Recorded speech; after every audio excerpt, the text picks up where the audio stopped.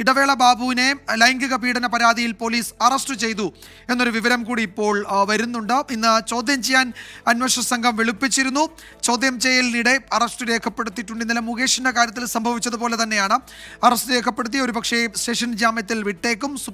ഹൈക്കോടതിയുടെ ഉത്തരവ്, ഇക്കാര്യത്തിൽ കോടതിയുടെ ഉത്തരവ് ഉണ്ട്. അതുകൊണ്ട് തുടർ നടപടികൾ എന്നത് ഒരു പക്ഷേ ജാമ്യം നൽകി വിട്ടയക്കലായിരിക്കും. നടപടിക്രമങ്ങളുടെ ഭാഗമായി അറസ്റ്റ് രേഖപ്പെടുത്തിയിട്ടുണ്ട് ലൈംഗിക പീഡന പരാതിയിൽ എന്നാണ് ഏറ്റവും ഒടുവിൽ വരുന്ന വിവരം. ശ്രീകാന്ത് വിശദാംശങ്ങൾ നൽകും. ശ്രീകാന്ത്, ജാമ്യമുള്ളതാണ് കോടതിയിൽ നിന്ന്, അതുകൊണ്ട് അറസ്റ്റ് രേഖപ്പെടുത്തി സ്റ്റേഷൻ ജാമ്യത്തിൽ വിടുക എന്നതായിരിക്കും അടുത്ത നടപടി, അല്ലേ?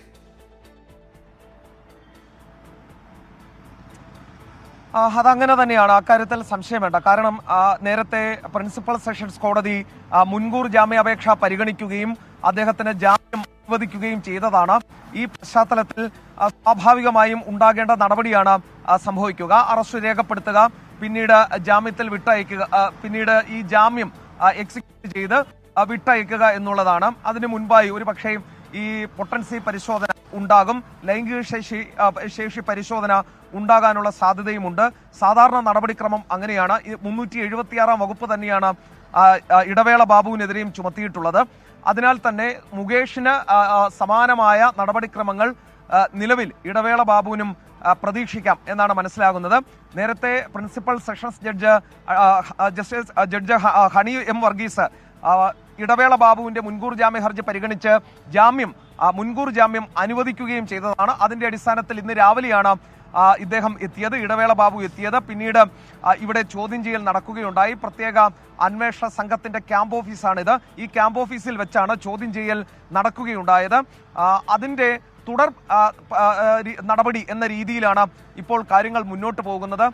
അല്പസമയത്തിനകം ഇതിന്റെ നടപടികൾ പൂർത്തിയാക്കി ജനറൽ ആശുപത്രിയിലേക്ക് കൊണ്ടുപോകും എന്നാണ് മനസ്സിലാകുന്നത്. സാധാരണ ഇത്തരം കേസുകളിൽ 376 ചുമത്തുന്ന കേസുകളിൽ പൊട്ടൻസി പരിശോധന ഉണ്ടാകേണ്ടതാണ്, ലൈംഗിക ശേഷി പരിശോധന ഉണ്ടാകേണ്ടതാണ്.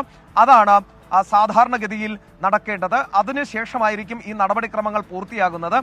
അല്പസമയത്തിനകം ഇടവേള ബാബു പുറത്തേക്ക് വരും എന്ന് മനസ്സിലാക്കുന്നു. ഉദ്യോഗസ്ഥർ ഇപ്പോൾ ഉള്ളിലേക്ക് ചോദ്യം ചെയ്യൽ നടന്ന മുറിയിലേക്ക് പോയിട്ടുണ്ട്. അല്പസമയത്തിനകം അദ്ദേഹവുമായി പുറത്തേക്ക് എത്തും എന്നാണ് കരുതുന്നത്.